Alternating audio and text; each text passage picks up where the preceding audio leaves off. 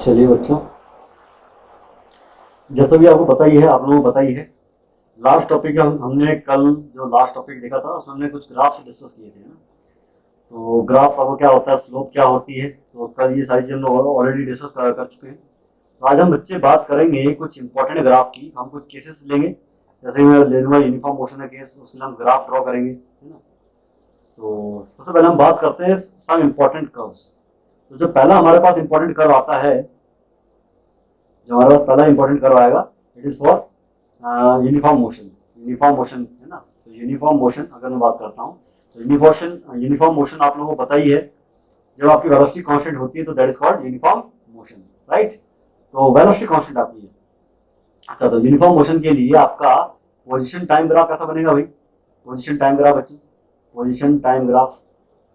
तो position time graph कैसा बनेगा भाई, देख लेते हैं हम लोग। ठीक है जी।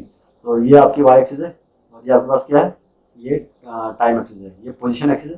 पोजीशन को हम ऐसे शो करते हैं और टाइम को हम टी शो करते हैं। अब होता है पोजीशन टाइम ग्राफ जो शो करता है, हमें पोजीशन शो करता है किसी बॉडी की position, at a particular instant आपकी आपकी वो बॉडी कहाँ पर है ना। तो अगर मुझे पोजीशन टाइम ग्राफ से यूनिफॉर्म सॉरी वेलोसिटी फाइंड करनी है। अच्छा, वेलोसिटी कैसी है, क्योंकि आपका ये यूनिफॉर्म मोशन है, तो वेलोसिटी कैसी होगी भाई? वेलोसिटी आपकी कांस्टेंट होगी, है ना। तो वेलोसिटी वेक्टर आपका कांस्टेंट होना चाहिए। तो पोजीशन टाइम ग्राफ से वेलोसिटी कैसे फाइंड करते हैं? स्लोप देख के फाइंड करते हैं। कैसे फाइंड करते हैं भाई? स्लोप देख के फाइंड करते हैं हम लोग। तो अगर आपकी यूनिफॉर्म वेलोसिटी है तो पोजीशन टाइम ग्राफ में स्लोप भी क्या होनी चाहिए? कांस्टेंट होनी चाहिए बच्चों। स्लोप देखो, स्लोप कांस्टेंट किसकी होती है? लाइन की होती है।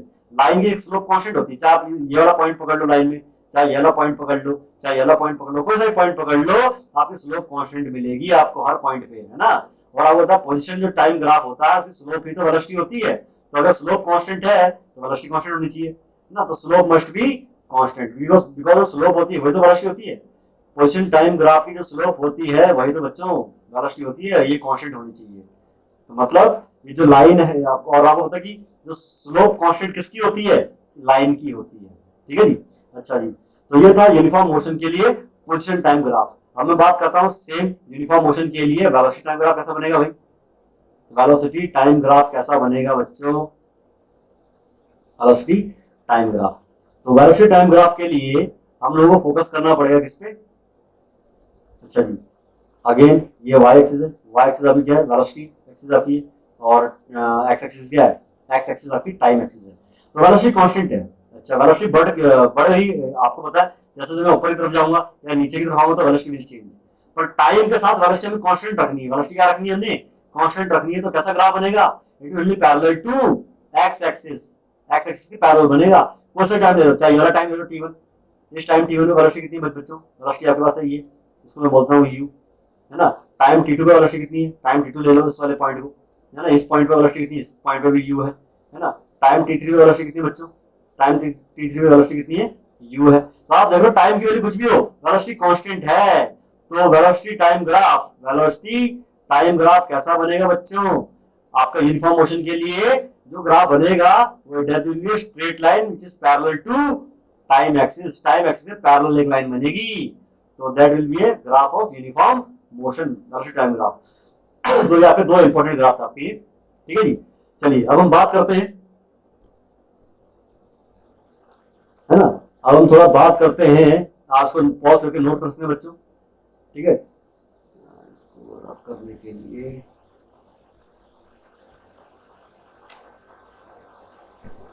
वेट, इसको कहाँ से लाएंगे?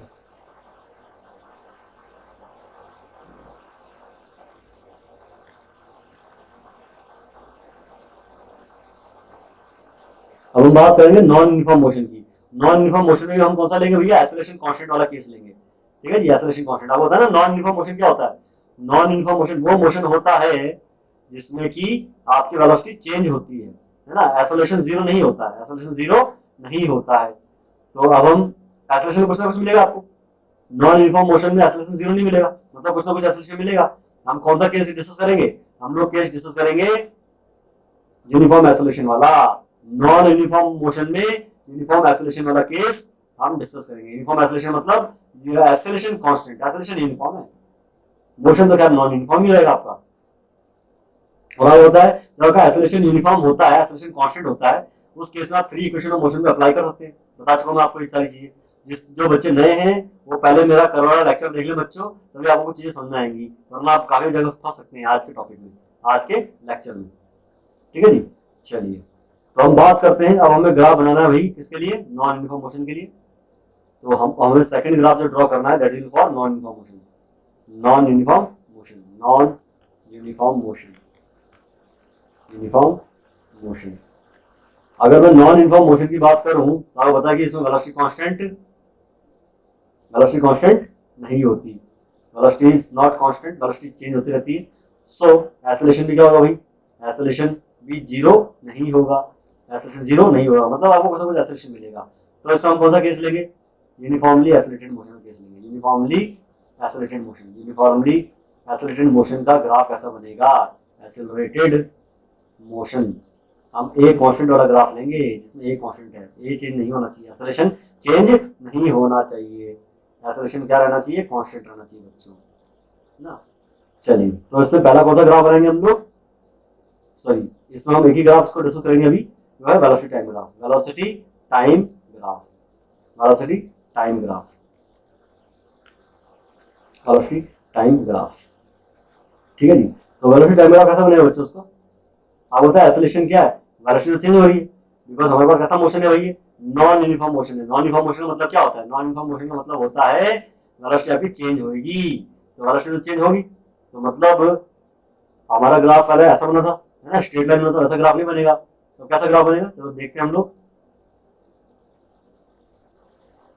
अब हमारा जो बच्चों जो ग्राफ बनेगा, है ना, वो कैसा बनेगा देखते हैं हम लोग। अब हमारा जो ग्राफ बनेगा वेलोसिटी, अच्छा एक्सेलरेशन कांस्टेंट, याद है ना हमारा एक्सेलरेशन कांस्टेंट है। और वेलोसिटी टाइम ग्राफ में एक्सेलरेशन कैसे फाइंड करते हैं? स्लोप देख के फाइंड करते हैं। तो अगर एक्सेलरेशन कांस्टेंट है मतलब हमारे पास स्लोप कांस्टेंट आएगी, है ना। स्लोप कांस्टेंट किसकी होती है? अगेन स्ट्रेट लाइन की होती है। तो हमने एक लाइन खींच दी, कैसे खींच सकते हो आप ये लाइन? तो ये जो लाइन आपने खींची है ये लाइन है, तो उसकी स्लोप कांस्टेंट होगी। तो स्लोप कांस्टेंट है तो मतलब एक्सेलरेशन कांस्टेंट है बच्चों। एक्सेलरेशन क्या है? कांस्टेंट है ना। स्लोप कांस्टेंट है, एक्सेलरेशन कांस्टेंट रहेगा आपका। ये आप देखो वेलोसिटी चेंज हो रही है, इस टाइम पे कुछ और वेलोसिटी, टाइम टी1 में वेलोसिटी कुछ और है, मैं यू मान लेता हूँ। टाइम टी2 पे वेलोसिटी कितनी होगी बच्चों? टाइम टी2 पे वेलोसिटी कुछ और होगी, देखो बढ़ के वाई एक्सिस की तरफ गौर करो, वाई एक्सिस में गौर करो। टाइम टी1 पे वेलोसिटी कितनी थी? यू थी। टाइम टी2 पे वेलोसिटी कितनी हो जाएगी आपकी? वी हो जाएगी, है ना। तो वेलोसिटी चेंज हो रही है, टाइम के साथ वेलोसिटी क्या हो रही है? चेंज हो रही है। तो ये कैसा मोशन है? नॉन सॉरी ये नॉन यूनिफॉर्म मोशन है, पर एक्सेलरेशन इस केस में यूनिफॉर्म है। एक्सेलरेशन क्या है? यूनिफॉर्मली एक्सेलरेटेड मोशन है ये, समझ रहे हो? एक्सेलरेशन कांस्टेंट है। तो ये आपको कुछ इंपॉर्टेंट ग्राफ था आपके ये। अच्छा जी, अब मैं कह रहा हूँ कि इसमें वेलोसिटी लगातार बढ़ रही है आपकी, है ना। तो मेनली आपको इन्हीं 2-3 तरह के ग्राफ में आपको थोड़ा घुमाएगा। हालांकि हायर लेवल की और भी अच्छे ग्राफ आपके बनते हैं, बट अभी हमें वो डिस्कस करने नहीं है। आपको मेनली यही 2-3 ग्राफ है जो डिस्कस करने हैं, घूम फिर के आपका क्वेश्चन इन्हीं में से आपको बनेगा। ठीक है जी, चलिए अब हम आगे बढ़ते हैं, हम आपको क्वेश्चन डिस्कस कर लेते हैं बच्चों। ठीक है जी। अब पहला क्वेश्चन जो हमें डिस्कस करना है, हमारे पास क्या है, आप स्क्रीन पे देख रहे हैं। क्वेश्चन हमारे पास है, इन ए वैक्यूम में 5 रुपये कॉइन, 5 रुपये का कॉइन आपने देखा होगा, मोटा सा कॉइन आपका होता है ना। 5 रुपये कॉइन, ए फेदर, एक 5 रुपये का सिक्का है, एक फेदर है, किसी चिड़िया का पंख है, feather of the sparrow, feather of sparrow. और आपने एक मैंगो और एक आम जो होता है, आम का जो फल होता है, मैंगो आपने ड्रॉप किए, सेम हाइट से आपने ड्रॉप किए वो। ठीक है जी। तो आपने इन तीनों चीजों को, एक 5 रुपये का सिक्का है, एक स्पैरो है, एक मैंगो है, आपने इन तीनों को एक सेम हाइट से ड्रॉप किया है, तीनों को, है ना, सेम हाइट से ड्रॉप किया, सिक्के को भी और फेदर को भी। फेदर आपको पता ही कैसा होता है? फेदर आपका ऐसा होता है ना, फेदर जो पंख सा होता है ना। पंख को ड्रॉप करा आपने, और आपने एक मैंगो को ड्रॉप किया। मैंगो बताने की जरूरत नहीं, बचपन से बनाते आ रहे हो आप, ये मैंगो आपका। आपने तीनों को सेम हाइट से ड्रॉप किया। ये ग्राउंड है, ये आपका क्या है? ग्राउंड है। ये आपका कॉइन है, 5 रुपये का कॉइन है, आपने ड्रॉप किया तो तीनों नीचे गिर रहे हैं। अच्छा, drop simultaneous from the same height that time. अच्छा जी, आपको यहाँ पर ये एक चीज आ रहा है, इसने वैक्यूम लिया हुआ बच्चों, क्या यहाँ पे? वैक्यूम। तो यहाँ पे कोई एयर नहीं है जो कि एयर रेजिस्टेंस प्रोवाइड करेगी। तो आप बताइए, ये पूछ रहा है कि कितनी देर में नीचे आ जाएंगे ये दोनों, ये तीनों। अच्छा, तीनों को नीचे आने के लिए कितनी डिस्टेंस ट्रेवल करनी है बच्चों? सेम हाइट से आपने गिराया है तो तीनों को नीचे आने के लिए सेम डिस्टेंस ट्रेवल करनी है। कितनी? h। तीनों को नीचे आने के लिए सेम डिस्टेंस ट्रेवल करनी है। तो तीनों के लिए आपने तीनों को ड्रॉप किया है। जब भी हम किसी चीज को ड्रॉप करते हैं बच्चों, तो वेलोसिटी कितनी लेते हैं? इनिशियल वेलोसिटी 0 लेते हैं। डिस्टेंस कितना है? Small h। आपकी जो हाइट है जिस साइड से आपने उसको गिराया वो स्मॉल एच है ना। एक्सेलरेशन कितना है बच्चों, प्लस जी है, ठीक है जी, प्लस जी एक्सेलरेशन आपको बताया ना। अच्छा प्लस जी कब लेंगे माइनस जी कब लेंगे थोड़ी देर में आपको इसमें डिस्कस करूंगा, बट पहले हम क्वेश्चन देख लेते हैं। तो आपको पता है टाइम फाइंड करना भैया, कौन नीचे पहले पहुंचेगा। इसका टाइम इसने कितना बोला है, इसको नीचे आने में T1 टाइम लग रहा है ना, इसको नीचे आने में T2 टाइम लग रहा है, और उसको नीचे आने में T3 टाइम लगता है। पहले देखते हैं टाइम जो है ना, ये टाइम इनको कितना टाइम लगेगा, कौन से फैक्टर पे डिपेंड करता है।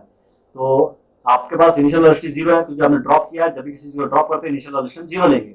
नीचे आने के लिए इनको डिस्टेंस h ट्रेवल करनी है, एक्सेलरेशन पॉजिटिव लेना है। क्यों लिया हमने पॉजिटिव एक्सेलरेशन, थोड़ी देर में हम डिस्कस करेंगे। तो आपको टाइम पता करना है भाई। अच्छा चार वेरिएबल दिए हुए हैं, चारों में क्या रिलेशन होता है सबको पता है, एक ही रिलेशन होता है, second equation of motion S U T plus half A T का स्क्वायर। यू तो खैर आपने जीरो लेना है, तो एस हमारे पास एस, जब एस हमारे पास क्या एच है, यू तो खैर जीरो है, यू तो जीरो है ना, तो यू जीरो इंटू टी तो जीरो हो जाएगा, तो क्या बचेगा हाफ जी इंटू टी का स्क्वायर। तो टाइम कौन से फैक्टर पे डिपेंड करता है, टाइम के लिए फॉर्मूला क्या बनेगा, 2h अपॉन जी का स्क्वायर रूट। तो आपने एक बात देखी बच्चों, जो टाइम है इनको नीचे आने में कितना टाइम लगेगा, है ना। अगर आपने किसी वस्तु को किसी चीज को ड्रॉप किया है तो उसको नीचे आने में कितना टाइम लगेगा भैया, नीचे आने के लिए उसको कितना डिस्टेंस ट्रैवल करना है h, और उसका एक्सेलरेशन कितना है, ग्रेविटेशनल एक्सेलरेशन g। तो आपको पता है तीनों के लिए h सेम है और तीनों के लिए एक्सेलरेशन ड्यू टू ग्रेविटी वो g है, तो क्या तीनों के लिए टाइम सेम आएगा, T1 must be equals to T2 must be equals to T3। तो तीनों को सेम समय, तीनों सेम टाइम में नीचे गिरेंगे बच्चों, समझ रहे हो। पर अगर यहाँ पर वैक्यूम नहीं होता, वैक्यूम का यहाँ पे एयर होती, कुछ भी होता, यहाँ पे एयर होता, उस केस में क्या होता, जो आपका इनके नीचे आने का जो एक्सेलरेशन है ना, नीचे आने का इनका एक्सेलरेशन है, इनका नीचे आने का एक्सेलरेशन वो जी के बराबर नहीं होता। उस केस में आपका जो एक्सेलरेशन होता है कितना होता है, एक्सेलरेशन नेट एक्सेलरेशन कितना होता है, आप एच माइनस बाइंड फोर्स के कारण जो एक्सेलरेशन है, बाइंड फोर्स क्या होता है, फ्लूइड मैकेनिक्स से पढ़ा हुआ, तो डिटेल में डिस्कस करेंगे। तो उस केस में आप नेट एक्सेलरेशन कितना लेंगे, जी माइनस बाइंड फोर्स। और बाइंड फोर्स इस पर डिपेंड करता है कि भैया उस बॉडी जिसको आपने ड्रॉप किया है उसका फैलाव कितना है ना। तो ये एक्सेलरेशन उस केस में बाइंड फोर्स के कारण जो एक्सेलरेशन होता है, बाइंड फोर्स ऊपर तरफ लगता है ना बॉडी पे, तो बाइंड फोर्स के कारण जो एक्सेलरेशन होता है वो डिपेंड करता है उस बॉडी का वॉल्यूम कितना है और उस बॉडी का मास कितना है। तो इन फैक्टर पर ये ए भी डिपेंड करता है। तो इन तीनों के लिए अच्छा उस केस में जब आपका टाइम का फॉर्मूला आएगा, ये कितनी देर में नीचे आएंगे, वो कितना होगा भाई, वो होगा हाइट तो ये 2h ही है, पर नीचे जी नहीं आएगा क्योंकि अब इनका नीचे गिरने का एक्सेलरेशन है वो जी नहीं है, वो कितना है, ए एन है, ठीक है जी, ए एन है। तो उस केस में नीचे क्या जो फॉर्मूला आपका आएगा, अपॉन में ए एन आएगा, अपॉन में ए एन आएगा। तो इसकी वजह से ए नेट है वो बाइंड फोर्स, ए नेट जो है ए एन वो ए बी पे डिपेंड करता है। ए बी क्या है, बाइंड फोर्स के कारण जो एक्सेलरेशन है, समझे ना। और ये बाइंड फोर्स के कारण कितना एक्सेलरेशन है ऊपर की तरफ, ये इस बात पे डिपेंड करता है कि बॉडी का डेंसिटी कितनी है, बॉडी की डेंसिटी कितनी है, जो नीचे चीज गिर रही है ना, ये चीज जो नीचे गिर रही है उसकी डेंसिटी कितनी है। तो समझ रहे हो, यहाँ पर आपका जो टाइम है डेंसिटी पे डिपेंड करेगा, किस पे डिपेंड करेगा भैया, कौन नीचे गिरेगा, तो जिसकी डेंसिटी सबसे ज्यादा होगी वो सबसे पहले नीचे गिरेगा, उसके लिए टाइम सबसे कम होगा। जिसकी डेंसिटी ज्यादा होगी तो उसका, जिसकी डेंसिटी ज्यादा तो उसके लिए नेट एक्सेलरेशन भी ज्यादा होगा भैया, समझ लो बच्चों। तो अगर एयर होगी तो चीज अलग हो जाती है, तो चीजें अलग हो जाती है, पर अगर एयर ना हो तो ये वाला फॉर्मूला वैलिड होता है। नीचे वाला ध्यान से देखो जिसको मैं डबल चेक कर रहा हूँ, तो ये वाला फॉर्मूला वैलिड होता है। तो तीनों में अगर यहाँ पे वैक्यूम है, वैक्यूम में तीन चीजों को, कोई सी भी चीज को आप ड्रॉप कर लो, कितना भी मास उसका, है ना, क्या भी उसका कोई सा भी शेप हो, तो टाइम सेम रहेगा, क्योंकि टाइम केवल कौन से फैक्टर पे डिपेंड कर रहा है कि भैया उसको नीचे गिरने के लिए कितना डिस्टेंस ट्रेवल करना है और उसका एक्सेलरेशन कितना है। तो इन चीजों का ध्यान रखेंगे। चलिए अब हम बढ़ते हैं आगे की तरफ।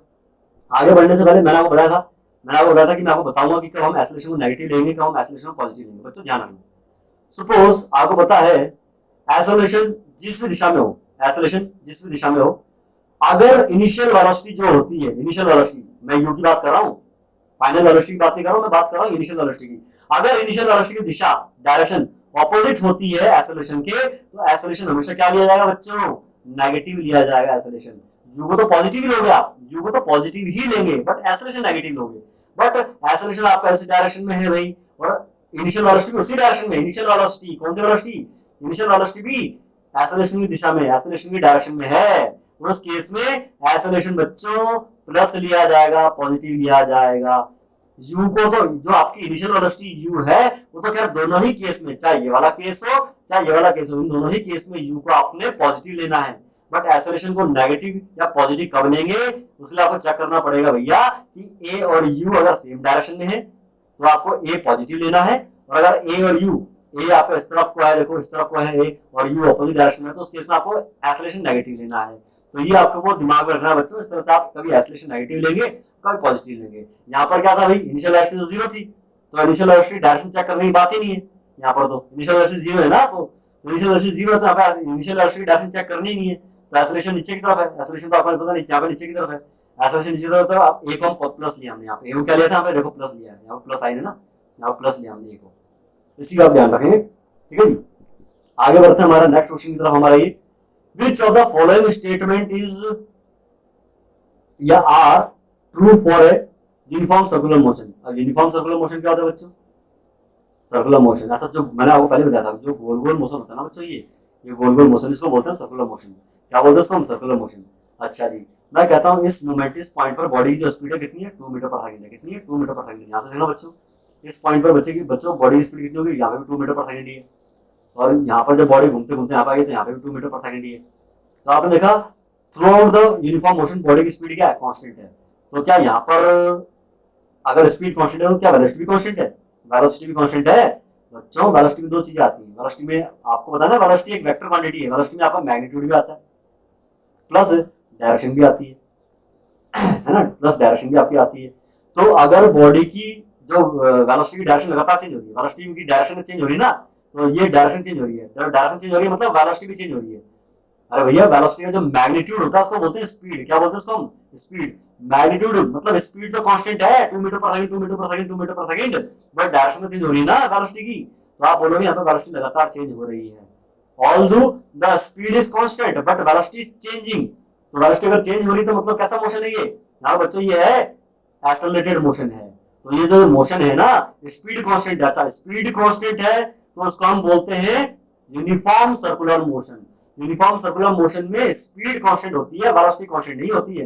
वेलोसिटी तो खैर सर्कुलर मोशन में, कोई सा भी सर्कुलर मोशन हो, वेलोसिटी कांस्टेंट कभी नहीं हो सकती, कभी नहीं हो सकती। पर अगर स्पीड कांस्टेंट है तो आपका वो हो जाता है यूनिफॉर्म सर्कुलर मोशन, समझिए ना। तो आपका यूनिफॉर्म सर्कुलर मोशन में स्पीड कांस्टेंट होती है। तो बच्चों एक चीज ध्यान रखेंगे आप लोग, तो यहाँ पे वेलोसिटी क्यों चेंज हो रही है, बिकॉज ऑफ डायरेक्शन में चेंज हो रहा है।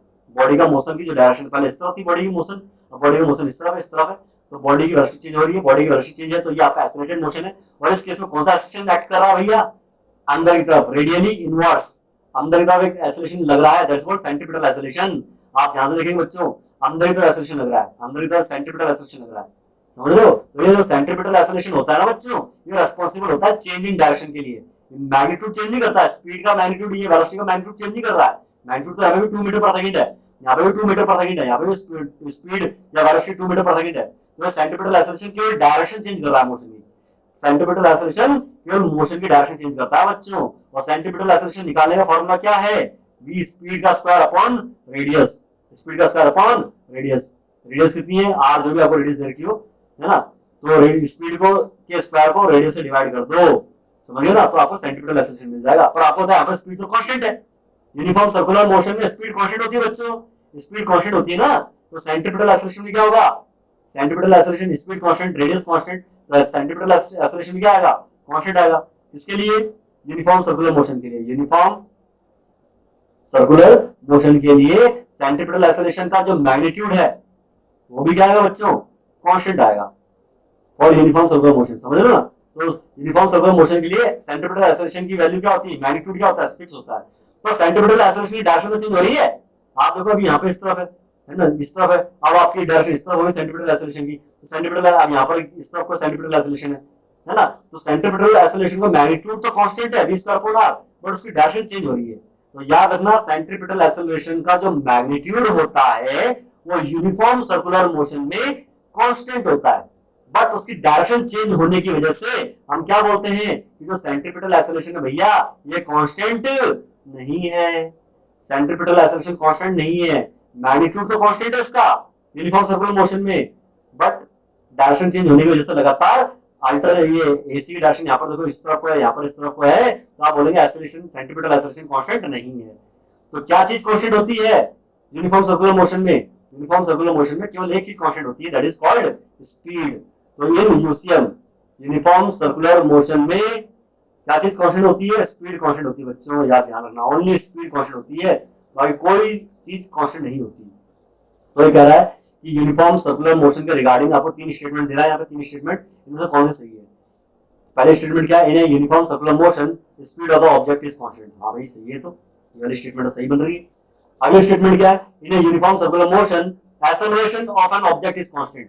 आप बताओ यूनिफॉर्म सर्कुलर मोशन में कौन सा एक्सेलरेशन एक्ट करता है भैया? Centimetre acceleration. सेंटीमीटर एक्सेलरेशन, क्या सेंटीमीटर एक्सेलरेशन कांस्टेंट है? नहीं है, बता चुका हूं मैं क्यों नहीं है। तो ये वाली स्टेटमेंट गलत बन रही है। ये कह रहा है भैया एक्सेलरेशन कांस्टेंट होता है। अरे भैया यूनिफॉर्म सर्कुलर मोशन में एक ही तो एक्सेलरेशन होता है, सेंटीमीटर एक्सेलरेशन, वो भी कांस्टेंट नहीं होता, आपको बताइए। तो ये सेकंड वाली स्टेटमेंट गलत है। ये कह रहा है कि एक्सेलरेशन कांस्टेंट है, नहीं, गलत है। In uniform circular motion velocity of an object is constant. Velocity constant होती है क्या? वेलोसिटी कांस्टेंट नहीं होती ना बच्चों, स्पीड कांस्टेंट है। वेलोसिटी कांस्टेंट क्यों नहीं होती? क्योंकि मोशन की डायरेक्शन चेंज हो रही है। पहले मोशन इस दिशा में था, अब मोशन इस दिशा में, अब मोशन इस दिशा में है। तो वेलोसिटी की डायरेक्शन चेंज होने की वजह से वेलोसिटी कांस्टेंट नहीं है। समझ? तो यार स्टेटमेंट गलत हो गई। तो कौन सा स्टेटमेंट ट्रू है? केवल पहला वाला ट्रू है केवल बच्चों, only first statement is true. तो हमारा ऑप्शन नंबर ए इसका सही आंसर होगा। अगले क्वेश्चन की तरफ बढ़ते हैं।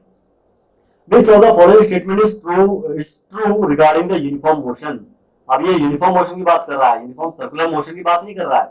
यहाँ पे बात कर रहा है यूनिफॉर्म मोशन की। It is not a uniform circular motion, uniform motion है। यूनिफॉर्म मोशन का मतलब क्या होता है? अगेन वेलोसिटी कांस्टेंट होनी चाहिए। वेलोसिटी क्या होनी चाहिए?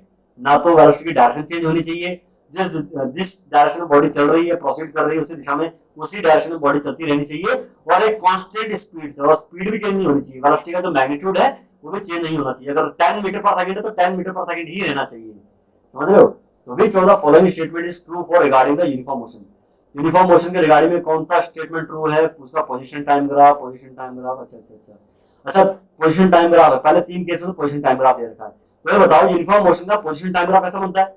याद करो, पोजीशन टाइम ग्राफ याद करो, याद है कुछ? पोजीशन टाइम ऐसा बनता है ना यूनिफॉर्म मोशन का। नहीं तो आप वीडियो को रिवाइज कर, वीडियो को पीछे करते हैं, बैकवर्ड में ले जाकर देख लेना। पोजीशन टाइम ग्राफ कैसा बनता है यूनिफॉर्म मोशन का? कांस्टेंट स्लोप होनी चाहिए, क्योंकि स्लोप क्या होती है पोजीशन टाइम ग्राफ की? वेलोसिटी होती है। समझ रहे हो? तो वेलोसिटी कांस्टेंट है तो पोजीशन टाइम ग्राफ की स्लोप कांस्टेंट होनी चाहिए। पोजीशन टाइम ग्राफ की स्लोप का कांस्टेंट होगी भैया जब वो लाइन की फॉर्म में होगा। तो ये कांस्टेंट वेलोसिटी का वो बनता है। तो पहला ऑप्शन क्या कर रहा है? तब पहला ऑप्शन क्या, position time graph is parallel to X axis, to time axis. क्या पोजीशन टाइम ग्राफ में ये जो लाइन है टाइम एक्सिस पैरेलल हो जाएगी क्या? नहीं, क्योंकि टाइम के पैरेलल हो गई तो मतलब क्या है? बॉडी की पोजीशन T1 टाइम पे भी वही है, T2 टाइम पे बॉडी की पोजीशन वही है, T3 मतलब बॉडी की पोजीशन चेंज हो ही नहीं रही है, बॉडी रेस्ट में। वैसे देखो ना, लाइन आपकी पैरेलल होगी टाइम एक्सिस से। लाइन अगर टाइम एक्सिस पैरेलल होगी तो स्लोप कितनी होगी? स्लोप जीरो हो गई। स्लोप कितनी हो गई? जीरो हो गई भैया। अरे जीरो एंगल स्लोप क्या होती है? पॉजिटिव, ये लाइन है, ये पॉजिटिव एक्स एक्सिस है। पॉजिटिव एक्स एक्सिस से जो एंगल बनाते हो आप, है ना, तो इस एंगल का tan जो रेशियो होता है ये तो स्लोप होता है, ये तो आपका स्लोप होता है। तो एंगल अगर जीरो हो गया, क्योंकि ये लाइन एक्स एक्सिस से पैरेलल हो गई, ये लाइन जो है एक्स एक्सिस से पैरेलल हो गई, तो थीटा जीरो हो गया, tan जीरो जीरो होता है, तो स्लोप भी जीरो हो जाएगी। स्लोप जीरो होगी तो मतलब स्लोप वेलोसिटी जीरो हो जाएगी, है ना, क्योंकि पोजीशन टाइम ग्राफ की जो स्लोप होती है ना बच्चों, वही तो वेलोसिटी होती है। तो पोजीशन टाइम ग्राफ जो होगी वो स्लोप टाइम एक्सिस के पैरेलल नहीं हो सकती, वरना वेलोसिटी जीरो हो जाएगी। इसने वेलोसिटी जीरो थोड़ा ना बोला है, इसने बोला यूनिफॉर्म मोशन होना चाहिए। यूनिफॉर्म मोशन मतलब वेलोसिटी कांस्टेंट होनी चाहिए। वेलोसिटी जीरो होना चाहिए हमें, वेलोसिटी कांस्टेंट चाहिए हमें। तो पैरेलल पहला वाला तो ऑप्शन नहीं हो सकता बच्चों। तो कह रहा है position time graph is parallel to position axis. वो कह रहा है भैया दूसरा ऑप्शन में कि जो पोजीशन टाइम ग्राफ में ऐसी हो जाए slope parallel to position axis, जो पोजीशन एक्सिस ये है इसके पैरेलल हो जाए स्लोप। भैया ये भी गलत है, यहाँ पर स्लोप 90 डिग्री होगी, और tan 90 कितना होता है? tan 90 होता है इन्फिनिटी।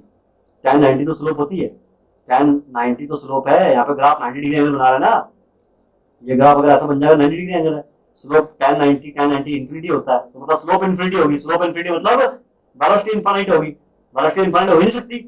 तो आपकी जो आप पोजीशन टाइम ग्राफ में जो लाइन है वो पोजीशन एक्सिस के पैरेलल नहीं हो सकती बच्चों, पोजीशन एक्सिस के पैरेलल नहीं हो सकती। तो ये भी गलत है बच्चों, सेकंड ऑप्शन भी गलत है। थर्ड ऑप्शन की तरफ बढ़ते हैं। Position time graph is having a constant slope, slope constant होनी चाहिए। और आप बता पोजीशन टाइम ग्राफ की जो स्लोप होती है वही तो वेलोसिटी होती है, और स्लोप ही कांस्टेंट है तो मतलब वेलोसिटी कांस्टेंट है। तो सही लग रहा है हमें, सी सही ऑप्शन है। और डी क्या कह रहा है? The velocity time graph is having a constant slope. Velocity time graph की स्लोप। अब ये डी ऑप्शन में क्या कह रहा है, वेलोसिटी टाइम ग्राफ की स्लोप कांस्टेंट है। अरे भैया अगर वेलोसिटी टाइम ग्राफ की स्लोप कांस्टेंट है मतलब एक्सेलरेशन कांस्टेंट है ना, क्योंकि वेलोसिटी टाइम ग्राफ की जो स्लोप होती है वो एक्सेलरेशन शो करती है। अरे हमें वेलोसिटी कांस्टेंट चाहिए, वेलोसिटी कांस्टेंट चाहिए, एक्सेलरेशन थोड़ा ना कांस्टेंट चाहिए हमें। एक्सेलरेशन अगर वेलोसिटी कांस्टेंट है, वेलोसिटी क्या है, कांस्टेंट है, तो एक्सेलरेशन कितना होना चाहिए बच्चों, जीरो होना चाहिए। तो मतलब वेलोसिटी टाइम ग्राफ की स्लोप जीरो आनी चाहिए, मतलब ग्राफ आपका ऐसा होना चाहिए, VT graph velocity time graph आपका ऐसा आना चाहिए। स्लोप जीरो कब होगी, जब टाइम एक्सिस पैरेलल होगा। और ये तो कह रहा है कि भैया वेलोसिटी टाइम ग्राफ जो है कांस्टेंट स्लोप वाला है, तो मतलब ऐसा है वेलोसिटी टाइम ग्राफ। इसमें तो भैया आपकी वेलोसिटी लगातार चेंज हो रही है, वेलोसिटी कांस्टेंट है नहीं इसमें, तो डी ऑप्शन में गलत है। तो हमारा सही आंसर क्या हो जाएगा, सी ऑप्शन हो जाएगा। ठीक है जी, तो C will be correct answer. I think आप लोगों को इतनी चीज समझ आई हो बच्चों। चलिए आगे नेक्स्ट क्वेश्चन पर बढ़ते हैं हम लोग। If a ball is dropped from the certain height, then the distance traveled by the ball in third second will be। अच्छा जी, आपको मैंने फॉर्मूला लिखवाया था nth सेकंड में, distance travelled by the body in nth second. Distance n seconds की बात नहीं कर रहा हूं मैं ये नहीं बोल रहा हूं कि बॉडी ने 5 सेकंड में 5 सेकंड में कितना डिस्टेंस ट्रेवल किया। मैं बोल रहा हूं बॉडी ने 5वें सेकंड में 5th सेकंड में कितना डिस्टेंस ट्रेवल किया। Distance travelled by body in nth second. तो इसके लिए हम कौन सा फॉर्मूला यूज करते हैं। अब कई बच्चे बोलेंगे सर एस बराबर UT plus half eighty square use करते हैं। अरे बच्चों ये वाला फॉर्मूला कब यूज करते हैं, जब आपको ये निकालना हो कि टी सेकंड्स में बॉडी ने फर्स्ट टी सेकंड में कितना डिस्टेंस ट्रेवल किया। मैंने सुना बोला टी सेकंड में कितना डिस्टेंस ट्रेवल किया, मैं पूछ रहा हूँ टीएथ सेकंड में, जो है ना टीएथ सेकंड था उसमें कितना डिस्टेंस ट्रेवल किया। तो उसके लिए हम fourth equation of motion use करते हैं। आप लोग बताना चाहिए डीएन बराबर इनिशियल वेलोसिटी प्लस एक्सेलरेशन जो भी है बॉडी का अपॉन 2n-1।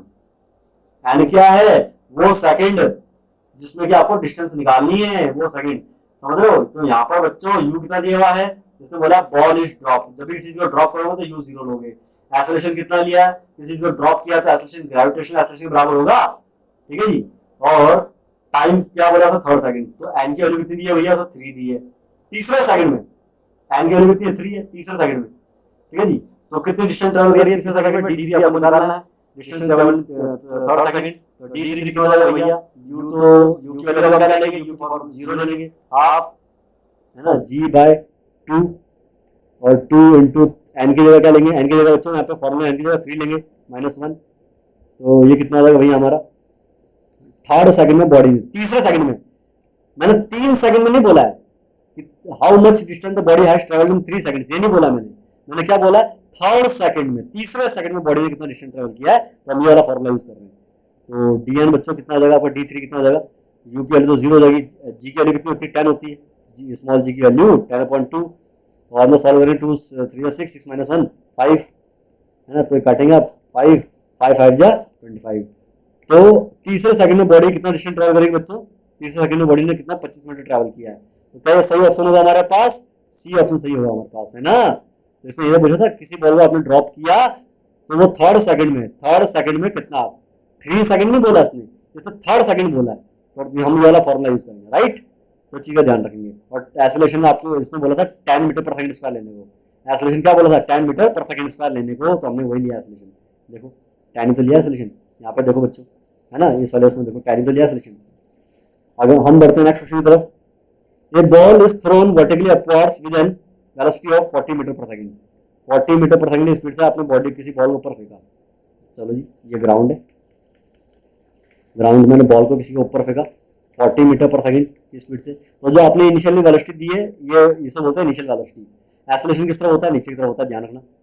तो आप देख रहे हो इनिशियल वेलोसिटी की और एक्सेलरेशन की डायरेक्शन अपोजिट है, तो यू तो आप खैर पॉजिटिव ही लेंगे 40 मीटर पर सेकंड, पर एक्सेलरेशन क्या लेंगे इसके इसमें, नेगेटिव लेंगे बच्चों, -10 मीटर पर सेकंड स्क्वायर। बता चुका हूँ कि जब इनिशियल वेलोसिटी और एक्सेलरेशन अपोजिट डायरेक्शन में होते हैं तो एक्सेलरेशन हम नेगेटिव लेते हैं। ठीक है जी, बट अच्छा देन मैक्सिमम हाइट कितनी होगी भैया, आपने उसको 40 की स्पीड दे दी, मैक्सिमम हाइट मैं कहता हूँ यहाँ पे अटेंड कर ली इसने, इस पॉइंट पे, या मैं कहता हूँ इस पॉइंट पे अटेंड कर ली। इस पॉइंट पे मैक्सिमम हाइट ये और पर क्यों नहीं गई बॉडी, क्योंकि जो ये वाली वेलोसिटी थी ना ये 0 होगी। वेलोसिटी कितनी होगी इसकी, फाइनल वेलोसिटी 0 होगी बच्चों। जब इसकी फाइनल वेलोसिटी 0 हो जाएगी तब तो ये और ऊपर नहीं जाएगी। अगर इस पास वेलोसिटी होती कुछ और तो और ऊपर जाता है ऑब्जेक्ट, पर और ऊपर नहीं जा रहा था, मतलब यहाँ पर इसकी आके वेलोसिटी 0 होगी। तो फाइनल वेलोसिटी कितनी होगी बच्चों, 0 होगी। क्वेश्चन ने दिया आपको ये। तो आपको निकालना है maximum height attend by the ball. तो आपको बताना है भैया यहाँ से लेके यहाँ तक बॉडी ने कितनी डिस्टेंस या कितनी हाइट ट्रैवल, कितनी हाइट तक बॉडी गई, तो एच आपको निकालना है ना। एस निकालना है इन केस, एस किसके बराबर है, तो जो डिस्टेंस ट्रैवल किया है एस, ये एच के बराबर है, किसके बराबर है, एच के बराबर है। तो एस का फॉर्मूला क्या होता है, ये होता है U T plus half A T का स्क्वायर, ठीक है जी। एस की वैल्यू कितनी है एच, यू की वैल्यू कितनी है 40, समझे ना। और हमें क्या निकालना है, टाइम। ओहो टाइम भी हमारे पास नहीं है, हम ये वाला भी यूज नहीं करेंगे। हम कौन सा फॉर्मूला यूज करेंगे, third equation of motion, V square बराबर यू स्क्वायर प्लस 2as, ये वाला फॉर्मूला यूज करेंगे, ठीक है जी। तो मैं इसको इरेज कर देता हूँ।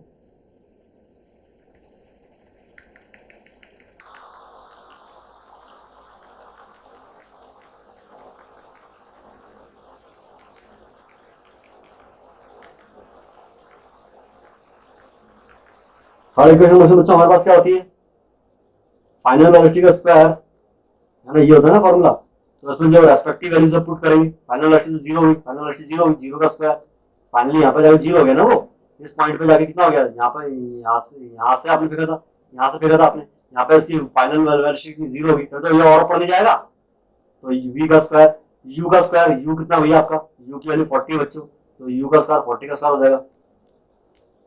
और एक्सेलरेशन क्या लेंगे, माइनस में लेंगे, बता चुका हूँ क्यों, -2 एक्सेलरेशन की वैल्यू 10, हमें निकालना है एच, हाइट निकालनी है। तो कितना हो जाएगा ये 1600 माइनस 20h 0, तो यहाँ से 20h कितना आ जाएगा बच्चों, 20h विल बी 1600, 1600 एच की वैल्यू कितनी आ जाएगी, सॉल्व करेंगे, वहाँ एक जीरो से एक जीरो गया इसका, तो 80 मीटर आ जाएगी, कितनी आ जाएगी 80 मीटर। तो रुकने से पहले ये 80 मीटर की डिस्टेंस कवर कर लेगा, यहाँ से लेके यहाँ तक डिस्टेंस कितनी होगी 80 मीटर, यहाँ पे जाके रुक जाएगा ये। सही आंसर क्या होगा, option number C 80 meters. I think आप लोगों को क्लियर होगी सारी चीजें। आगे हम अगले क्वेश्चन की तरफ बढ़ते हैं। The motion on A curved path, अच्छा जी बच्चों, हमें टू डायमेंशनल मोशन को डिस्कस करना था, जरा टू डायमेंशनल मोशन थोड़ा डिस्कस मैं आपसे कर लेता हूँ। टू डायमेंशनल मोशन क्या होता है, सुनो मेरी बात। सपोज आपने किसी बॉल को किक किया, किसी फुटबॉल को किक किया, तो ऐसे वी वाला पास फॉलो करेगी, है ना। तो आपने जो इनिशियल वेलोसिटी दी थी वो तो इस डायरेक्शन में दी थी, और इतने एंगल पे दी आपने वेलोसिटी, इनिशियल वेलोसिटी को बोलते हैं यू, है ना। इस यू वेलोसिटी के दो कंपोनेंट है, इस यू वेलोसिटी के दो कंपोनेंट है, एक तो है ना, ये थीटा एंगल बन रहा है, तो यहाँ पे यू कॉस थीटा हो जाएगा। तो इस यू वेलोसिटी के दो कंपोनेंट है, हॉरिजॉन्टल का लॉन्ग कितना है, यू कॉस थीटा है, और वर्टिकल का लॉन्ग बच्चों कितना है, यू साइन थीटा है। अब होता है अगर एयर फ्रिक्शन ना हो, एयर का फ्रिक्शन ना हो, तो जो उसकी ये हॉरिजॉन्टल वेलोसिटी हमेशा कांस्टेंट रहेगी, यहाँ पे यू कॉस थीटा, यहाँ पे भी यू कॉस थीटा, ठीक है जी। यहाँ पर भी यू कॉस थीटा रहेगी, यू कॉस थीटा ही रहेगी, यहाँ पे भी यू कॉस थीटा रहेगी। तो जब भी प्रोजेक्टाइल या पार्टिकल जो है कहीं किसी पोजीशन पे आ जाए, हॉरिजॉन्टल डायरेक्शन में उसकी वेलोसिटी कितनी रहेगी, यू कॉस थीटा रहेगी। बट इसकी वर्टिकल जो वेलोसिटी, पहले यहाँ पर वर्टिकल वेलोसिटी कितनी थी, एट द पॉइंट जहाँ पे आपने किक किया, vertical velocity you sine theta थी। इस हाईएस्ट पॉइंट पे आके बच्चों वर्टिकल वेलोसिटी कितनी हो जाएगी, ये हो जाएगी जीरो, तब तो ये और ऊपर नहीं जा रहा है, समझ गए ना। पर हॉरिजॉन्टल वेलोसिटी तो यू कॉस थीटा ही रहेगी, आपकी horizontal velocity you cos theta रहेगी। तो जब आपने इसको यू वेलोसिटी से लॉन्च किया था कुछ एंगल पर, तो उसके इसमें इस पार्टिकल के पास दो वेलोसिटी, एक हॉरिजॉन्टल के लॉन्ग, एक वर्टिकल के लॉन्ग। तो हॉरिजॉन्टल के लॉन्ग की वेलोसिटी इसकी वजह से ये हॉरिजॉन्टल डिस्टेंस ट्रैवल करता है, इसको बोलते हैं रेंज, मैक्सिमम डिस्टेंस। और इस वेलोसिटी यू के vertical component you sine theta से इसको रेंज मिलती है, इसको हाइट मिलती है, क्या मिलती है, इसको हाइट मिलती है, that is known as maximum height. तो ध्यान रखना, जो हाइट के लिए कौन रेस्पॉन्सिबल है, ये यू साइन थीटा रेस्पॉन्सिबल है, जो वर्टिकली ऊपर की तरफ है जो वेलोसिटी। और इसकी रेंज के लिए कौन रेस्पॉन्सिबल है, ये यू कॉस थीटा रेस्पॉन्सिबल है, समझे ना। तो अगर ध्यान से देखना, किसी पॉइंट पे बच्चों, अब होता है इस केस में क्या है, ड्यूरिंग प्रोजेक्टाइल मोशन आपकी जो वेलोसिटी हॉरिजॉन्टल वेलोसिटी क्या है, कांस्टेंट है। हॉरिजॉन्टल वेलोसिटी क्या है, एक्स के अलोंग जो वेलोसिटी वो क्या है, कांस्टेंट है। और जो वाई के अलोंग जो वेलोसिटी है, वाई के अलोंग पहले यहाँ पे वेलोसिटी कितनी थी, यू साइन थीटा थी, और यहाँ पे आके वाई के अलोंग कितनी वेलोसिटी होगी, वाई के अलोंग जीरो वेलोसिटी होगी इस पॉइंट पे। तो वाई के अलोंग जो वेलोसिटी है यू साइन थीटा से जीरो हो गई, वर्टिकल वेलोसिटी जीरो हो गई। तो थ्रू आउट द मोशन जो वर्टिकल वेलोसिटी लगातार डिक्रीज हो रही है, यू साइन थीटा थी, यहाँ पे कम हो गई, यहाँ पे कम होगी, तो यहाँ पे भी कम होगी, और यहाँ पे आते आते वर्टिकल वेलोसिटी कितनी होगी, जीरो हो गई। इस पॉइंट के बाद वर्टिकल वेलोसिटी लगातार बढ़ेगी, वर्टिकल वेलोसिटी लगातार बढ़ेगी, और इस पॉइंट पे आके इस पॉइंट पे आके मैक्सिमम हो जाएगी वर्टिकल वेलोसिटी, वर्टिकल वेलोसिटी क्या हो जाएगी, मैक्सिमम हो जाएगी। तो आप देख लो, जो आपके वर्टिकल के अलोंग जो वेलोसिटी, जो वर्टिकल ये वाई के अलोंग जो वेलोसिटी है, वो लगातार चेंज हो रही है। पहले तो लगातार डिक्रीज हो रही है, फिर जब वो वापस नीचे आ रहा है तो लगातार वेलोसिटी इंक्रीज हो रही है। तो वर्टिकल के अलोंग जो मोशन है ना, उसमें वेलोसिटी चेंज हो रही है, और हॉरिजॉन्टल के अलोंग वेलोसिटी हमेशा क्या कांस्टेंट है।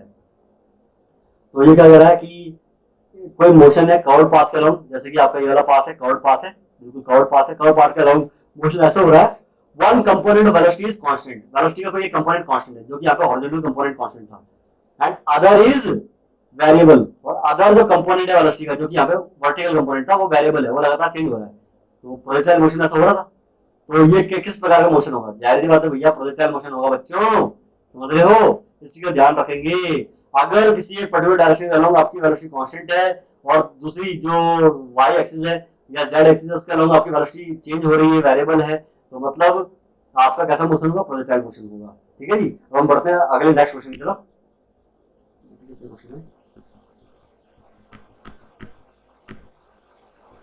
अगला क्वेश्चन है, if the velocity of the body is taken as, अच्छा वेलोसिटी इसने आपको दे रखी है, वेलोसिटी टाइम का फंक्शन है, वेलोसिटी वैल्यू वैल्यू टाइम पे डिपेंड कर रही है, where t is in second, then the displacement of the body in 3 second, displacement बताना भैया। अच्छा एक गोल्डन रूल है, अगर आपको पोजीशन से वेलोसिटी फाइंड करनी हो, और फिर या वेलोसिटी से आपको एक्सेलरेशन फाइंड करना हो, पहले पोजीशन फिर वेलोसिटी फिर एक्सेलरेशन, अगर आपको पोजीशन से वेलोसिटी फाइंड करनी है, वेलोसिटी से एक्सेलरेशन फाइंड करते हैं, तो हम क्या करते हैं भाई, हम करते हैं डिफरेंशिएशन। क्या करते हैं बच्चों, डिफरेंशिएशन करते हैं, इस चीज को गांठ बांध के रख लो। पर अगर आपको एक्सेलरेशन से वेलोसिटी फाइंड करनी है, वेलोसिटी से पोजीशन फाइंड करनी है, पोजीशन मतलब डिस्प्लेसमेंट फाइंड करनी है, उल्टी डायरेक्शन आपको गंगा बहानी है, तो आपको करना पड़ेगा इंटीग्रेशन। क्या करना पड़ेगा बच्चों, इंटीग्रेशन, समझिए ना। तो पोजीशन से वेलोसिटी फाइंड करनी है, वेलोसिटी से एक्सेलरेशन फाइंड करना था, डिफरेंशिएशन, उल्टा चलना है, एक्सेलरेशन से वेलोसिटी, वेलोसिटी से पोजीशन, तो इंटीग्रेशन। तो इन चीजों को आपको दिमाग में रखना है। अब इस क्वेश्चन में क्या फाइंड करना है, वेलोसिटी से क्या फाइंड करनी है बच्चों, फाइंड वेयर डिस्प्लेसमेंट मतलब पोजीशन फाइंड करनी है। क्या फाइंड करनी है, तो वेलोसिटी गिवन है, ध्यान देखो वेलोसिटी गिवन है, पोजीशन फाइंड करनी है, वेलोसिटी गिवन है, ये गिवन है, वेलोसिटी पोजीशन फाइंड करनी है, तो क्या करेंगे, इंटीग्रेशन करेंगे। कैसे करेंगे एक बार अभी हम लोग देखेंगे उसको।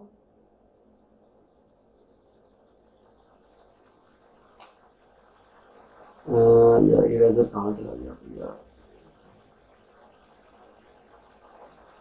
चलिए अब मैं टाइम को सेलेक्ट कर लेता हूँ जरा। ठीक है जी, अब क्या है, इसने v कितना कितना दिया बच्चों, v दिया 2t। आपको याद होगा मेरी पहली स्लाइड में मैंने आपको बताया था कि जब नॉन आपको दिखा है वेलोसिटी,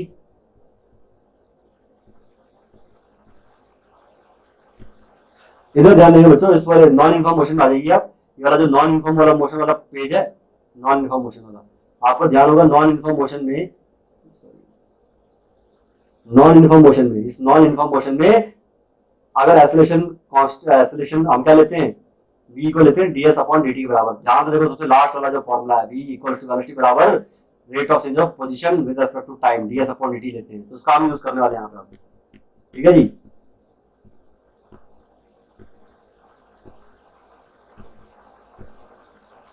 ठीक है। अच्छा बच्चों यहाँ पे ये यूनिफॉर्म मोशन तो है नहीं, क्योंकि आपको पता है यहाँ पर वेलोसिटी टाइम पे डिपेंड कर रही है। हर फर्स्ट सेकंड में वेलोसिटी कुछ और होगी, सेकंड में वेलोसिटी कुछ और होगी, थर्ड सेकंड में वेलोसिटी कुछ और होगी, तो वेलोसिटी चेंज हो रही है। तो जब वेलोसिटी अपनी चेंज करती है तो यूनिफॉर्म मोशन तो हो नहीं सकता वो। अब यूनिफॉर्म मोशन नहीं है तो हम क्या यूज कर सकते हैं, कैलकुलस यूज कर सकते हैं, डिफरेंशिएशन इंटीग्रेशन भी यूज कर सकते हैं, थ्री इक्वेशन ऑफ मोशन भी यूज कर सकते हैं, पर यहाँ पर हम प्रेफर करेंगे कैलकुलस। और अभी आपको मैंने बताया कि वेलोसिटी से अगर पोजीशन फाइंड करनी है तो हम किसका यूज करेंगे भैया, इंटीग्रेशन का। वेलोसिटी कितनी होती है अभी हमने पीछे देखा था, है ना। वेलोसिटी को हम क्या लिखते हैं, rate of change of position ds upon dt equal to 2t, है ना। अब इसको ds को मैं क्या लिखता हूँ बच्चों, ds can be written as 2t into dt। अब दोनों साइड को मैं इंटीग्रेट कर दूं, दोनों साइड को अगर मैं इंटीग्रेट कर दूंगा, ds अगेन जिनके पास क्लास 11th और 12th में साइंस थी तो उनके लिए तो बहुत चुटकी का खेल होगा। और जो बच्चे नए थोड़ा समझने की कोशिश करेंगे, बच्चे जो बच्चे जिनके पास साइंस नहीं थी थोड़ा समझने की कोशिश करेंगे। अच्छा ds को इंटीग्रेट करेंगे और यहाँ पे 2t dt को इंटीग्रेट करेंगे। ठीक है जी, तो इंटीग्रेशन का रूल क्या है, ds का इंटीग्रेशन क्या आता है भैया, ds का इंटीग्रेशन आ जाएगा s, है ना, और 2 कॉन्स्टेंट आ जाएगा बाहर, कॉन्स्टेंट आ जाएगा बाहर 2। t का इंटीग्रेशन क्या हो जाएगा बच्चों, आपको बताइए ना। 2 अगर बाहर आ गया तो अंदर क्या बचेगा, t का इंटीग्रेशन, और बाहर dt है ना, और क्या बोलते हैं तो अंदर बचेगा t, अंदर क्या बचेगा, t बचेगा। तो आपको फर्स्ट 3 सेकंड में पहले 3 सेकंड में, मतलब फर्स्ट 3 सेकंड में आपको डिस्प्लेसमेंट फाइंड करना है, पहले 3 सेकंड में डिस्प्लेसमेंट फाइंड करना है, पहले 3 सेकंड फाइंड करना है, मतलब 0 से लेके 3 सेकंड के बीच का डिस्प्लेसमेंट फाइंड करना है। तो आपको यहाँ पे टाइम के रेस्पेक्ट में इंटीग्रेट कर रहे हैं, तो यहाँ पे लिमिट टाइम की देंगे आप 0 से 3, और यहाँ पे लिमिट इसी लेंगे 0 से S, है ना। तो यहाँ पे S आ गया। इंटीग्रेशन ds का इंटीग्रेशन क्या होता है, S होता है। इंटीग्रेट लिमिट्स क्या है, 0 से लेके S, और 2 आपने ले लिया था बाहर। t का इंटीग्रेशन क्या होता है भाई, t² अपॉन 2 होता है बच्चों, t² अपॉन 2 होता है। और कहाँ से कहाँ तक इंटीग्रेट करना था आपको, 0 से 3 तक, 0 से 3 तक इंटीग्रेट करना था आपको, 0 से 3 सेकंड तक इंटीग्रेट करना है ना, 0 से 3, क्योंकि 0 से 3 सेकंड के बीच का डिस्प्लेसमेंट निकालना है। 2 को आप ले सकते हैं बाहर, इस वाले 2 से ये वाला 2 कैंसिल आउट हो जाएगा, केवल t² बचेगा। तो t² है ना, बाहर क्या है 0 से 3। तो स्मॉल एस है ये तो बच्चों स्मॉल एस है, काटा नहीं मैंने, ये स्मॉल एस है। स्मॉल एस की जगह पहले अपर लिमिट रखेंगे जो कि कैपिटल एस है, माइनस स्मॉल एस की जगह लोअर लिमिट रखेंगे जो कि 0 है। ठीक है जी। तो ये कितना हो जाएगा बच्चों, हमारे पास ये आ जाएगा कितना, एस आ जाएगा इस तरफ, एस बराबर, अब यहाँ पर क्या है, ये 3 है ना, अपर लिमिट 3 है। स्मॉल टी की जगह पहले अपर लिमिट रखेंगे 3, टी का स्क्वायर है तो 3 का स्क्वायर हो जाएगा, माइनस स्मॉल टी की जगह लोअर लिमिट जो कि 0 है, 0 का स्क्वायर कितना आ जाएगा भैया, 9 मीटर, है ना। तो 0 से 3 सेकंड के बीच में, 0 से 3 सेकंड के बीच में, 3 सेकंड के बीच में तो डिस्प्लेसमेंट कितना है, 9 मीटर बच्चों, कितना है 9 मीटर। तो कौन सा सही आंसर है हमारा, फर्स्ट ऑप्शन 9 मीटर, राइट। अगर किसी को बच्चों कोई भी दिक्कत आती है तो please mention it in comment section, ताकि मैं नेक्स्ट लेक्चर में आपके उन चीजों पे काम कर सकूं, राइट। चलिए जी, अगला क्वेश्चन देख लेते हैं हम लोग। हमारे पास नेक्स्ट क्वेश्चन जो है काफी इंपॉर्टेंट क्वेश्चन हमारे पास में है। एक car initially moving with velocity of, initial velocity car की दे रखी है, कम्स टू रेस्ट। अच्छा जी, इनिशियल वेलोसिटी आपको दे रखी है कितनी है, 20 मीटर पर सेकंड है। रेस्ट में आ गई मतलब फाइनल वेलोसिटी 0 है, रेस्ट में आ गई तो फाइनल वेलोसिटी 0 हो जाएगी। Comes to rest travelling 10 meter of distance, 10 meter of distance, 10 meter का डिस्टेंस ट्रैवल करके, of distance after braking, brake मारने के बाद कार रुकेगी। तो पहले इनिशियल वेलोसिटी 20 थी, फाइनल वेलोसिटी 0 हो गई, कितना डिस्टेंस ट्रैवल किया, 10 मीटर ट्रैवल किया। तो डिसेलरेशन आपको प्रोड्यूस कितना होगा, मुझे आपको बच्चों बहुत सिंपल क्वेश्चन है, डिसेलरेशन इस तरह से पूछा है, डिसेलरेशन, ठीक है जी। और आपको मतलब एक्सेलरेशन फाइंड करना है, क्या फाइंड करना है, एक्सेलरेशन फाइंड करना है। सबको पता है भाई ऐसे ये, अच्छा यू वी और एस दे रखा है, एक्सेलरेशन पूछा है। इन चारों वेरिएबल को जोड़ने वाली इक्वेशन कौन सी है, v² equals to u² plus 2as है। v तो 0 है, u कितनी बच्चों, फाइनल वेलोसिटी 0 है, u कितनी है, u है 20 का स्क्वायर प्लस 2a, कितना डिस्टेंस ट्रेवल कर रहा है उसने, 10 मीटर, 10 मीटर ट्रेवल किया है। तो कितना बन जाएगा, ये बन जाएगा 0 इक्वल टू 400, है ना। और ये 2 इंटू 10 20 इंटू ए, 20 ए को उधर ले जाओ, -20 ए हो जाएगा इक्वल्स टू 400, है ना। तो ए की वैल्यू बच्चों कितनी आ जाएगी, ए की वैल्यू हमारे पास आ जाएगी -400/20, जो कि सॉल्व करेंगे तो कितना आ जाएगा, -20 मीटर पर सेकंड स्क्वायर। हमारा एक्सेलरेशन ही आ रहा है, हमारा एक्सेलरेशन। तो कई बच्चे यहाँ पे जल्दी से खुश होके माइनस इसको टिक कर देंगे, इसको टिक कर देंगे, है ना। बट इसने ग्लिच किया है यहाँ पे, टेक्निकल वो एक उसमें चीज पूछी, इसने एक्सेलरेशन नहीं पूछा आपसे, ये हमारा एक्सेलरेशन आया, इसने आपसे पूछा डिसेलरेशन। डिसेलरेशन मतलब नेगेटिव एक्सेलरेशन। तो डिसेलरेशन हमारा कितना आएगा बच्चों, अगर एक्सेलरेशन -20 है तो डिसेलरेशन कितना आएगा, 20 आएगा, है ना। क्योंकि डिसेलरेशन मतलब क्या होता है, नेगेटिव एक्सेलरेशन। तो हमारे पास डिसेलरेशन कितना होगा, माइनस ही होगा, है ना। तो डिसेलरेशन कितना होगा, डिसेलरेशन विल बी माइनस, और एक्सेलरेशन की वैल्यू कितनी है, एक्सेलरेशन की वैल्यू तुम्हारे पास है -20, तो माइनस माइनस का +20 हो जाएगा। तो डिसेलरेशन कितना हो जाएगा, +20 metre per second square plus का, है ना। तो C is the correct answer, not the D, इसका ध्यान रखेंगे, सी सही आंसर है। चलिए अगले क्वेश्चन की तरफ बढ़ते हैं हम लोग। For what angle of projection, अच्छा जी, अच्छा बच्चों आपको बताइए, जब कोई बॉडी इस तरह के प्रोजेक्टाइल मोशन को फॉलो करती है ना, तो इसका जो इसने मैक्सिमम हाइट अटेंड कर रखी होती है। अच्छा आपने इसको कितनी वेलोसिटी से लॉन्च किया था, इनिशियली यू वेलोसिटी से लॉन्च किया था, ध्यान रखना, थीटा एंगल पे लॉन्च किया था आपने, कितना एंगल पे लॉन्च किया था, थीटा एंगल पे। तो यू क्या है, यू इनिशियल वेलोसिटी है जिससे आपने उस प्रोजेक्टाइल को लॉन्च किया था। फुटबॉल है तो फुटबॉल प्रोजेक्टाइल हो जाएगी, फुटबॉल को जिस वेलोसिटी से आपने किक किया था, किक समझते हो, किक जिस वेलोसिटी से, वो यू है, जितने एंगल पे किक किया था वो एंगल ऑफ प्रोजेक्शन थीटा है। इसने एक मैक्सिमम हाइट अटेंड कर रखी है और एक रेंज इसने अटेंड कर रखी है, इसे बोलते हैं रेंज, हॉरिजॉन्टल डायरेक्शन में रेंज। तो रेंज का फॉर्मूला क्या होता है बच्चों? रेंज का फॉर्मूला होता है कितना, u square sine 2 theta upon g. ठीक है जी, तो थीटा पता होना चाहिए कितना एंगल पे आपने उसको प्रोजेक्ट किया था, इनिशियल वेलोसिटी कितने एंगल कितने वेलोसिटी से आपने प्रोजेक्ट किया था, तो आप रेंज फाइंड कर लेंगे। और जब मैक्सिमम हाइट इसने अटेंड करी है ना, ये एच निकालने का फॉर्मूला क्या है? एच निकालने का भी एक सिंपल सा फॉर्मूला बच्चों, वो है you square sine square theta upon 2g। तो ये दो फॉर्मूला आप लोग दिमाग में रख लेंगे फॉर ए प्रोजेक्टाइल मोशन। ठीक है ना बच्चों? चलिए फिर आप वापस क्वेश्चन में आते हैं। ठीक है, आप इसको नोट कर लेंगे पॉज करके। अब हम क्वेश्चन पे आते हैं। क्वेश्चन में क्या कर रहा है कि कितने एंगल पर हम इसको फेंकूं, इस बॉल को कितने एंगल पर फेंकूं, कितने एंगल पर फेंकूं भैया कि हाइट और रेंज दोनों बराबर हो जाए, एच और रेंज दोनों क्या हो जाए, बराबर हो जाए। एच और आर आपको इक्वल चाहिए, यहाँ पे एच और आर क्या चाहिए, इक्वल चाहिए। The range and the maximum height attend by the becomes equal, दोनों इक्वल हो जाएं। तो मतलब अकॉर्डिंग टू क्वेश्चन हमारे पास एच और आर बराबर होने चाहिए। एच की वैल्यू क्या होती है, you square sine square theta upon 2g, और इसकी वैल्यू क्या होती है, you square sine 2 theta upon जी। तो जी से तो जी गया, यू स्क्वायर से यू स्क्वायर गया, क्या बचेगा, sine square theta, sine square theta. यहाँ याद रखना ये साइन स्क्वायर नहीं है, ये वाला यहाँ पे इस केस में साइन स्क्वायर नहीं है, साइन 2 थीटा है। और साइन 2 थीटा क्या होता है, 2 sine theta into cos theta होता है। तो यहाँ पे साइन स्क्वायर थीटा है, यहाँ पे साइन थीटा है, तो एक साइन थीटा गया यहाँ से, तो क्या बचेगा ये हमारे पास बच्चों, हमारे पास बचेगा साइन थीटा इक्वल्स टू कितना, sine theta equals to 2 cos theta, 2 cos theta, है ना। तो कॉस थीटा को आप इधर ले आओ, तो यहाँ पे कुछ हमारे पास टेक्निकल वो आ गया, कुछ गलती हुई। अच्छा ये 2 यहाँ पर भी था बच्चों, ध्यान रखना 2 यहाँ पर भी था, अपॉन में 2 भी यहाँ पे, अपॉन में 2 भी है, इसका ये वाला 2 भी तो बचेगा, है ना, ये वाला 2, तो अपॉन में 2 भी है। ठीक है, इस वाले 2 को भेज दो उधर, इस वाले 2 को भेज दो इस वाले 2 के पास में, और कॉस को इधर ले आओ, क्या आएगा, sine theta upon cos theta equals to 4।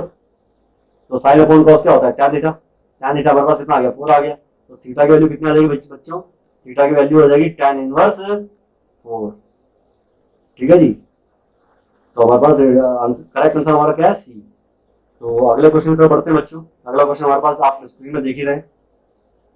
अगले क्वेश्चन में क्या क्या क्या बोल रहा है आपको ये, at what point in projectile motion the velocity becomes parallel to horizontal.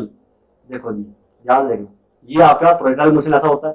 ठीक है जी, अब आपको पता है किसी पॉइंट पे जो वेलोसिटी यहाँ पे इस तरफ होगी, यहाँ पे इस तरफ होगी, यहाँ पे इस तरफ होगी, और जो टॉप पॉइंट होता है वहाँ पे वेलोसिटी इस तरफ हो जाती है, इस तरफ हो जाती है, इस तरफ हो जाती है, क्योंकि वर्टिकल वेलोसिटी 0 हो गई, जो वेलोसिटी बचती है केवल हॉरिजॉन्टल डायरेक्शन में बचती है ना, बाकी तो मतलब एक टॉप मोस्ट पॉइंट ही ऐसा है जहां पर जो वेलोसिटी है वो क्या बोलते हैं, हॉरिजॉन्टल, हॉरिजॉन्टल ये होता है ना, होराइजन एक्स एक्सिस को हॉरिजॉन्टल बोलते हैं।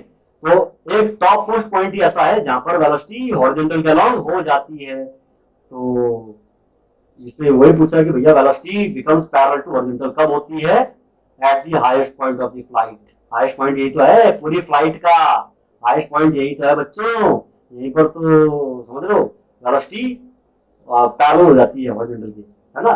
तो ये हमारे बच्चों कुछ क्वेश्चंस थे, उम्मीद करता हूँ कि आप लोगों को कुछ समझ में आया हो।